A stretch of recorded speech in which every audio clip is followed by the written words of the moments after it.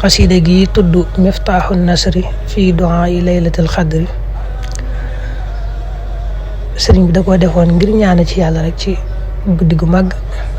di guddi goo xam ne yàllaa ko màggal cëral ko defal ko daraja ju kawe nga xam ne boo ci jaamu yàlla mu gën nga jaamu yàlla ci junniy weer maanaam boo toogoon junniy weer di jaamu yàlla li nga jaamu yàlla ci guddi laylatul xadri moo koy ëpp moo koy gën loolu nag lu rëy la ndax junniy weer ëpp na juróom-ñett fukki at loolu lépp kon yërmande yàlla rek la moo tax suñ bi wax ci njëlbeenu xasida gi sax man xassana fadlan bi laylatil xadar yonente bi it sallallahu alayhi wa sallam waxoon na ne laylatul xadar ku ci taxawee ci xeeti jaamu yàlla yi ngir gëm yàlla ak sàkku tiyaaba rek yàlla dana ko jéggal bàkkaaram yëpp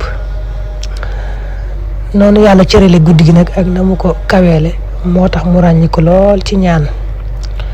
moo tax kon suñ bi def xasida gu am solo gii indi ci ñaan yu matale ci waxin wu matale yu doy sëkk nga xam ne kon guddi gañu ko jàppee guddi gañu ko foogee manees na ko ciy jàng moom xasida gii di Miftaaxu Nasri fii duaa yi laylatil qadr te tàmbalee alhamdulillahi almujibi dil qadr bokk na ci yooyu it soxna Aysa la mu waxoon ne mas na maa laaj yonente bi ne ko laylatul qadr moom su ma ko fekkee jàppe ko ak guddi lan laa cay wax mu ne ma dangay wax allahumma innaka afuwun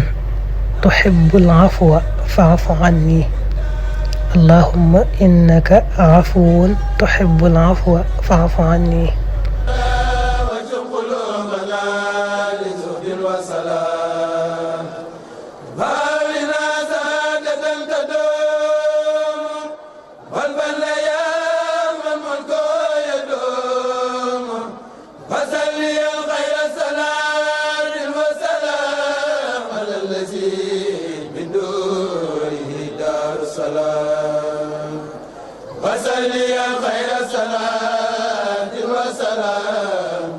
على الذي من دور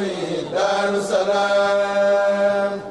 محمد باب الهدى في الردى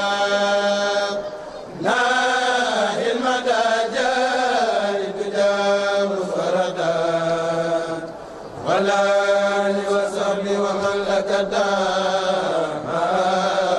بالفوز المزيد من الله ولا ومن لك دار